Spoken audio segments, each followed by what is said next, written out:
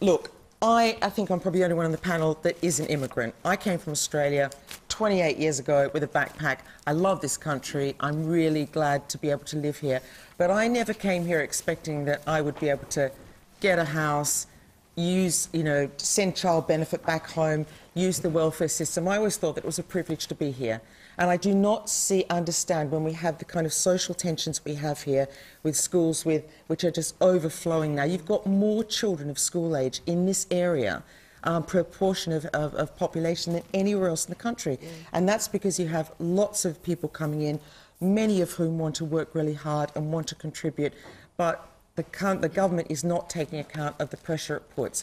And I just think, you know... How does it do that? How should it do that? Well, you know, David, I think it's a huge problem. What David Cameron has suggested recently... Say that? Sorry, hold on. Listen to the indigenous people here, the people that have been here all their lives, all their families have been here.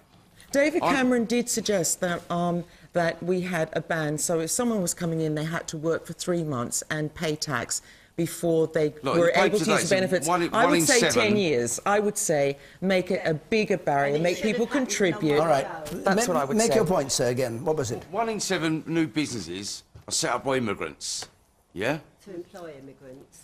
Yeah. They've all been given money. Everything's been thrown at the immigrants. But listen... No, I don't...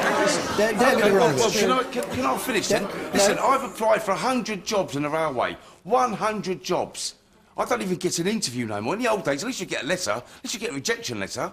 I don't even get that. 100 jobs. But these immigrants, they get all their tickets paid for, they get all their jobs. I'm homeless.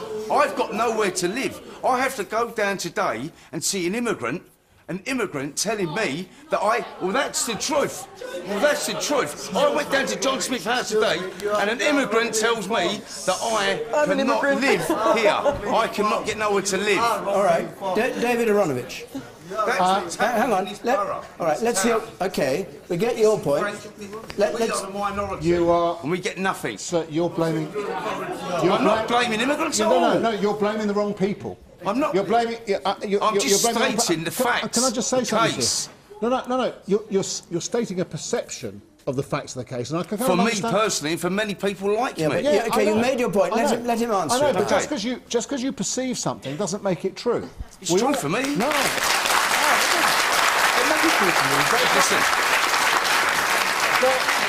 Listen. There isn't anything that we've been told. No, hang on, no, please. We're not all racist. Hang on, sir. Hang on, be fair. But what about indigenous people here as well? No one. I think we've heard your point. The idea is the panel should be able to answer. No one has so far accused anybody of being racist.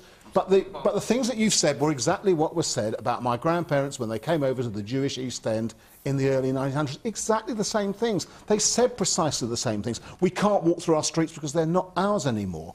Why is a street not yours? Because some of the faces in it are black. Why can't you be in a street that has white and black? All right, you can answer this. English on the streets. No, hold on. Actually, he didn't actually say... Actually, most immigrants, of course... He didn't say anything about black. He didn't mention black people. He just said immigrants. Do you really think that? Is it? Well, I've got nowhere to live. I need to go and find somewhere to live. All right. Yeah, I will. Tonight. OK. You sir at the very back there. Thank you very much. You sir at the back.